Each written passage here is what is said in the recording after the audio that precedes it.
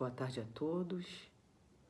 É com alegria que aqui estamos, dando continuidade ao estudo do Evangelho segundo o Espiritismo. E estamos no capítulo 5, Bem-aventurados os aflitos. E nós vamos hoje estudar os itens do 11 ao 17. Mas antes de começarmos o estudo, a gente vai fazer a nossa prece. Elevar os nossos pensamentos a Deus, a Jesus, agradecer esse momento que a gente pode estudar, que a gente pode falar um pouco dessa doutrina que consola e conforta os nossos corações, agradecer essa oportunidade de estudo e pedir que tenhamos a calma, a intuição necessárias para que a gente tenha um estudo gratificante, um estudo equilibrado e com muita simplicidade. Que assim seja, graças a Deus. Bom, então, vamos lá. O Evangelho começa assim, não é? Kardec traz assim, no item 11, o esquecimento do passado. Então, a gente vai ler uma parte. Inutilmente se faz objeção ao esquecimento do passado como um obstáculo, para que se possa aproveitar a experiência de existências anteriores. Se Deus considerou conveniente lançar um véu sobre o passado, é porque isso deve ser útil. Realmente, essa lembrança teria inconvenientes muito graves. Ela poderia, em certos casos, humilhar muito, ou então estimular o nosso orgulho e, dessa forma, obstruir o nosso livre-arbítrio. De qualquer forma, causaria perturbações inevitáveis nas relações sociais. Então, muito bem. Então, a gente conclui aí, né, depois de ler esse parágrafo, que o esquecimento do passado, ao invés de ser um castigo, ele é misericórdia divina. E ele é de grande importância para que a gente se desenvolva, né, que a gente evolua, que a gente cresça espiritualmente. Por quê? Porque no estágio que a gente está, que a gente se encontra atualmente, o nosso passado não é lá grande coisa. Não é agradável. Né? Então, a gente pensar, é através desse esquecimento que nós escondemos, que nós ocultamos as pessoas, não é? E a nós mesmos, os erros que foram cometidos lá no passado, lá em existências anteriores. Então, Deus é misericordioso, bom, e lança o véu sobre o passado, sim. Por quê? Porque isso é útil, não é? Para nós, para a gente caminhar, para a gente evoluir. Imagina se nós lembrássemos do mal que a gente fez, não é? Dos sofrimentos que a gente já passou. Se a gente lembrasse das pessoas que nos prejudicaram, ou vice-versa, ou daqueles que a gente prejudicou, a gente não teria condições psicológicas, não é, de conviver, de viver entre eles atualmente. E por quê? Porque muitas vezes aqueles aos quais a gente prejudicou, fomos prejudicados, como a gente falou anteriormente, hoje eles vêm como nossos filhos, não é? Nascem ali na mesma família, como nossos irmãos, nossos pais, nossos amigos, que presentemente ali estão juntos, se encontram ali junto a nós para que haja uma reconciliação. Por isso existe a reencarnação, graças a Deus, não é? E Kardec, ele confirma, né, esclarece para a gente que a lembrança do passado, ela poderia trazer o quê? Graves problemas. Poderia dificultar, causaria perturbações e poderia dificultar o nosso relacionamento social. Como é que a gente iria conviver com alguém no ambiente de trabalho? A gente volta nisso, não é?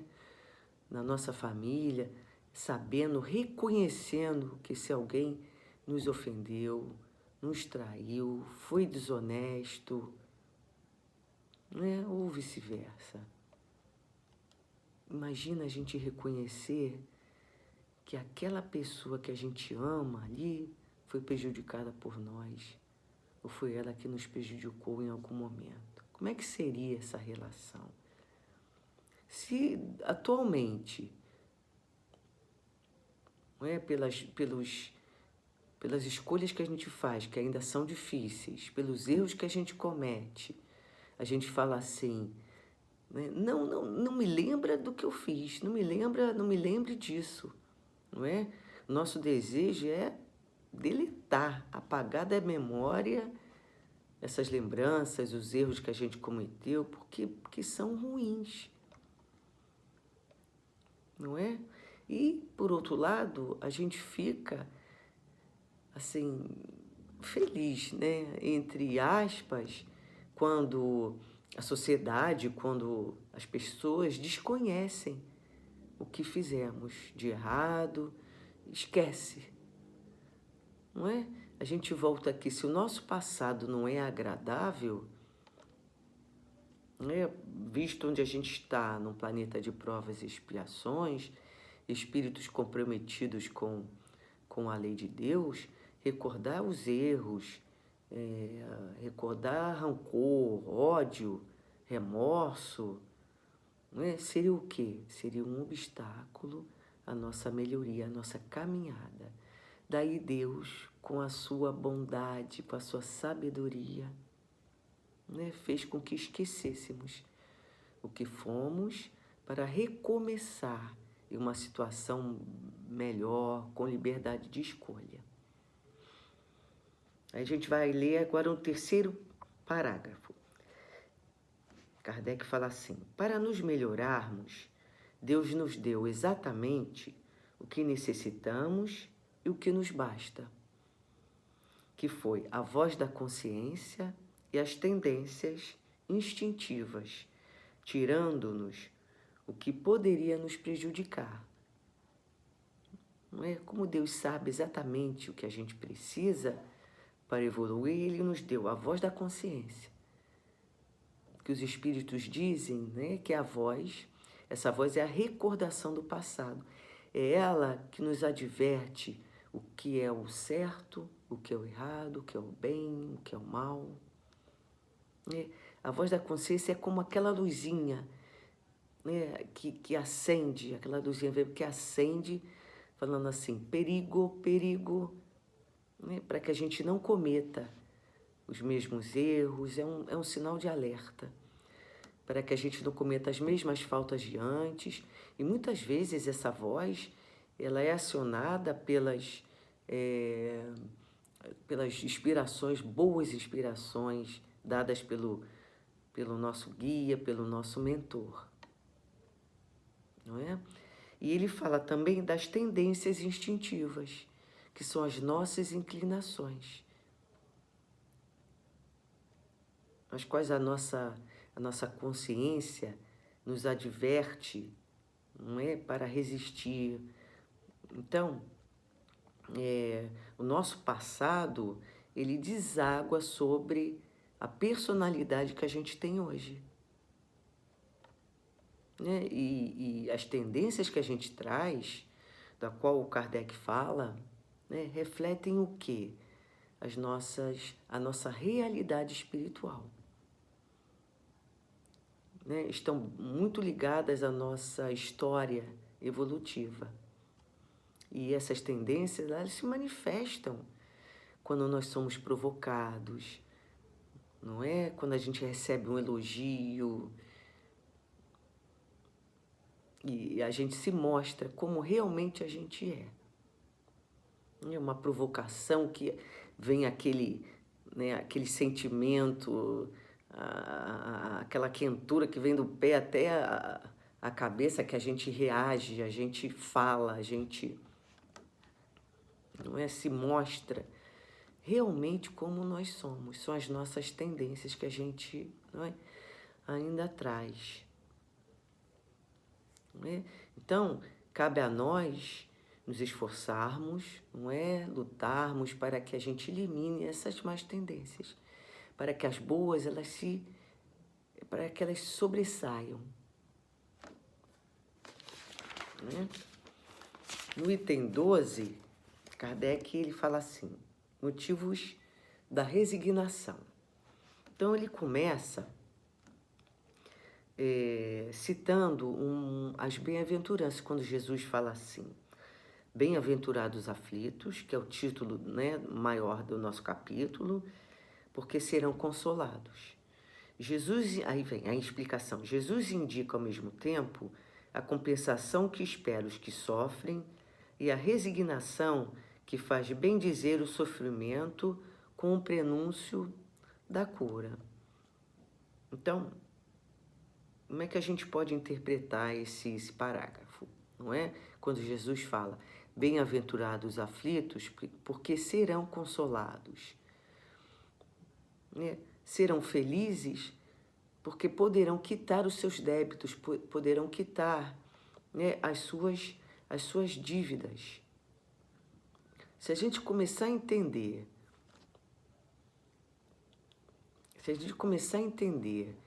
que o sofrimento, a dor pela qual a gente passa, entender que o sofrimento não é castigo, que é a oportunidade bendita da gente refazer o nosso caminho, se a gente, em vez de ficar questionando, né, colocando caraminholas ali na nossa cabeça, estimulando o pensamento difícil de por quê? Por que está acontecendo isso comigo? Por que está acontecendo isso com a minha família? Se a gente trocar, né, começar a raciocinar e começar a questionar no seguinte sentido, qual é o propósito dessa dor? Qual é o propósito desse sofrimento? O que eu tenho que aprender, né, passando por esse momento tão difícil? Ninguém está falando que é fácil, né? Mas tentar mudar o pensamento. Estudando a doutrina espírita, a gente tem o conhecimento, né, de que a dor faz parte de um processo educativo, visto os erros que a gente cometeu no passado. Então, o pensamento de você, não é, focar, de você direcionar qual o propósito dessa dor. Não é? Então, eu preciso me reeducar. Se a dor veio, é por algum motivo. Então, o sofrimento, quando ele vem, não é para a gente adotar uma postura passiva, né, de acomodação, de conformismo, da gente cruzar os braços e não sair do lugar. Não é isso, né? O conformista, ele se acomoda às circunstâncias, seja por preguiça, por indolência, por orgulho, ou mesmo por ignorância. Ele se acomoda, não é? E fica num estado de inércia. E a lição, ela vem falar justamente o contrário, em falar de uma virtude chamada resignação. Né? E quando a gente vai buscar, né, as qualidades daquele que é resignado, a gente encontra que a pessoa que é resignada, ela mantém no momento difícil a alegria, o otimismo, mesmo nessas condições adversas, não é? Ela tem a coragem de reagir contra o desânimo, não é? A gente fala que são os verdadeiros vencedores, porque eles transformam uma situação aparentemente sem saída, que para o conformista era, né, uma atitude sem saída, numa nova maneira de encarar a vida. É como se eles pensassem assim, se Deus me ofereceu essa situação difícil, é porque eu preciso aprender alguma lição com ela. Aí é que está o clique, a virada, né, da chave. O que eu preciso aprender com ela? Não é? E é isso que eu vou fazer.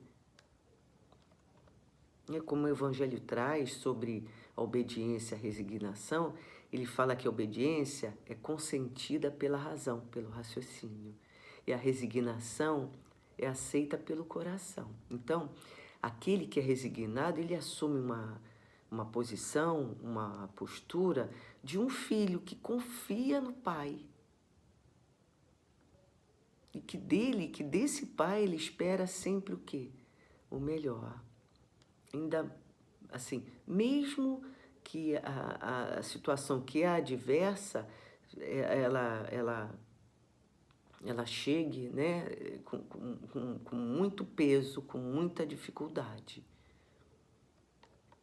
Me veio muito, quando eu estudei sobre a resignação, a história de Jerônimo Mendonça, né, que ele sofreu desde novo, né, foi diagnosticado com uma doença chamada artrite reumatoide progressiva.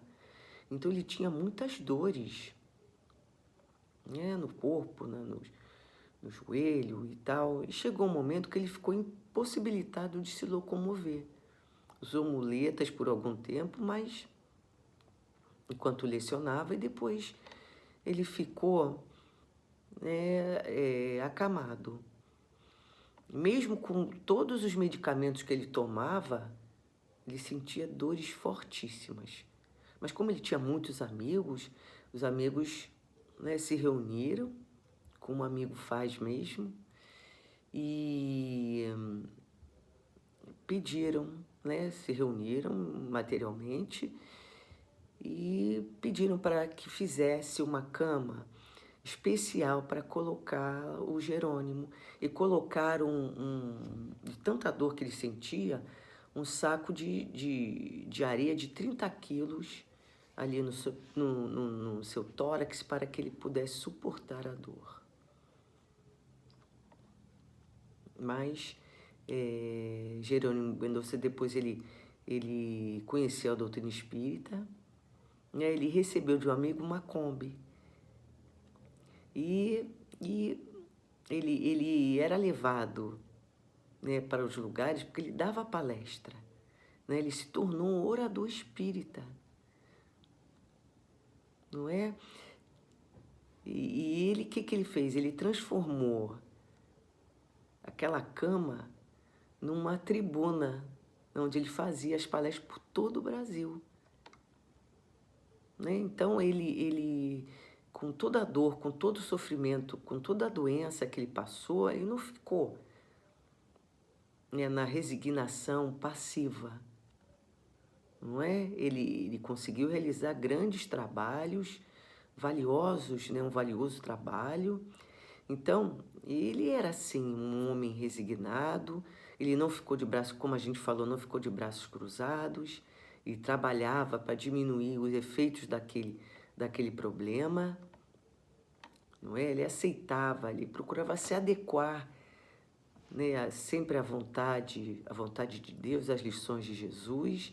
Então, ele lutava para ter esperança, né? Porque não devia ser fácil. Quantos momentos de desânimo, de tristeza, não é? Ele passou, mas ele lutava para ter esperança, ele lutava para ter bons pensamentos. A prece era uma constante na sua vida. né? Diante disso, dele não desanimar, ele aceitava, ele compreendia, ele confiava na vontade de Deus. E além disso tudo, ele procurava no trabalho do bem para se melhorar. Não melhorar só a si, mas todos que estavam em volta dele, né? Daqueles que conviviam com ele também. É um exemplo assim muito marcante na literatura espírita. E tem o nosso Chico, né? Nosso Chico Xavier, ele tinha um problema nos olhos, né? Ele sangrava, os olhos sangravam e tudo, muita dor. E numa dessas crises, Chico, ele perguntou a Emmanuel, que foi seu guia, se ele poderia pedir a doutor Bezerra de Menezes, outro benfeitor, um tratamento de cura. Aí Emmanuel falou para ele assim: continue o tratamento que você está fazendo, tenha paciência e resignação, porque o seu mal, ele não tem cura, não posso fazer nada. Aí Chico, não é? Puxa vida, ficou ali apreensivo, aí respondeu a Emmanuel: como é que se for dessa forma, como é que eu vou continuar meu trabalho mediúnico? Né? Ele psicografava e tal. Aí Emmanuel falou assim: a tua doença não tem cura, mas tem tratamento. Continue cuidando dos olhos. Então, a gente raciocinando, né, a gente vê que a resposta de Emmanuel resume o quê? Um tratado da resignação, de resignação ativa, não de acomodação, né? Não de uma resignação passiva. Tem tratamento, Chico, não tem cura. Então vamos, né? Vamos em frente, vamos fazer o tratamento. É isso que ele fala.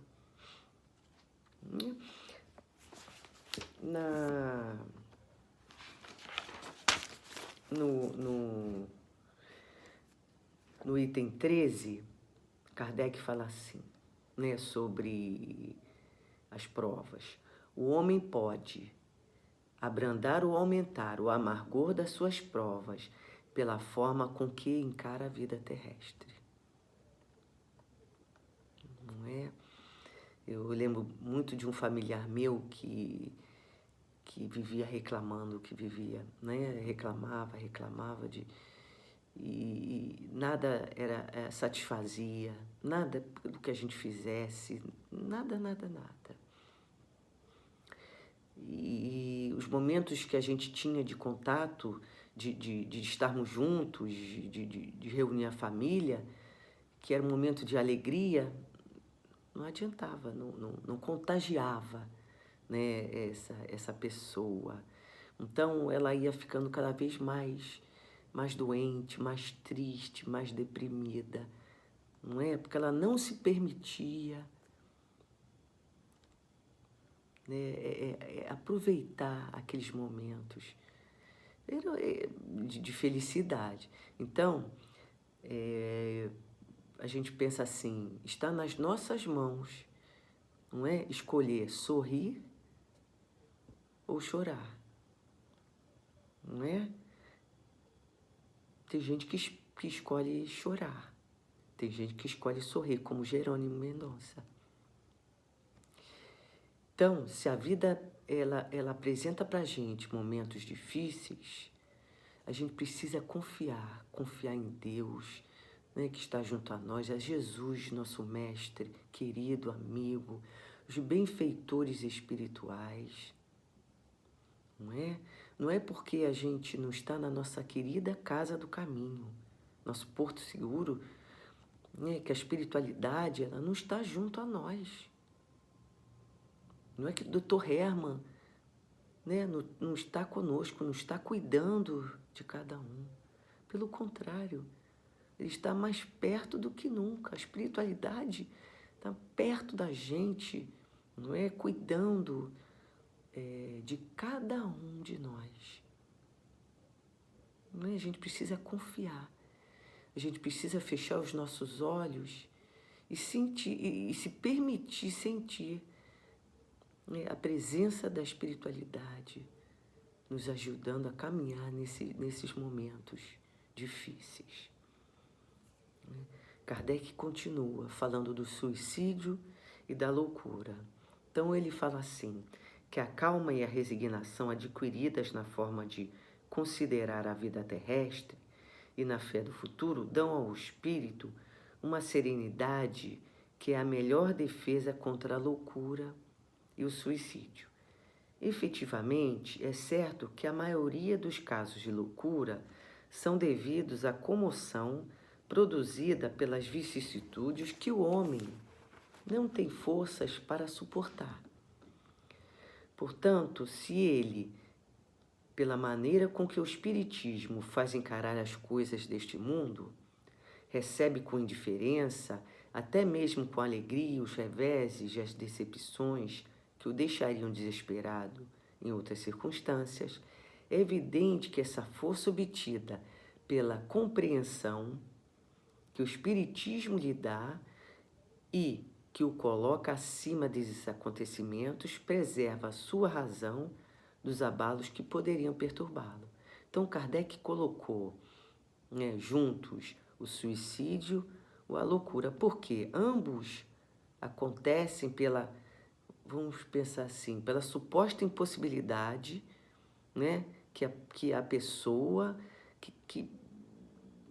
a dificuldade que a pessoa vê em aceitar e enfrentar os seus problemas. Então, as decepções da vida, não é? Os momentos difíceis pelos quais a pessoa está passando, ele acha que não tem solução. Isso provoca uma perturbação tão grande nele, tão intensa, que ele não tem capacidade de suportar. Aí Kardec esclarece, não é? Que a serenidade, a resignação, a fé no futuro, a fé em Deus, evitam o suicídio e a loucura.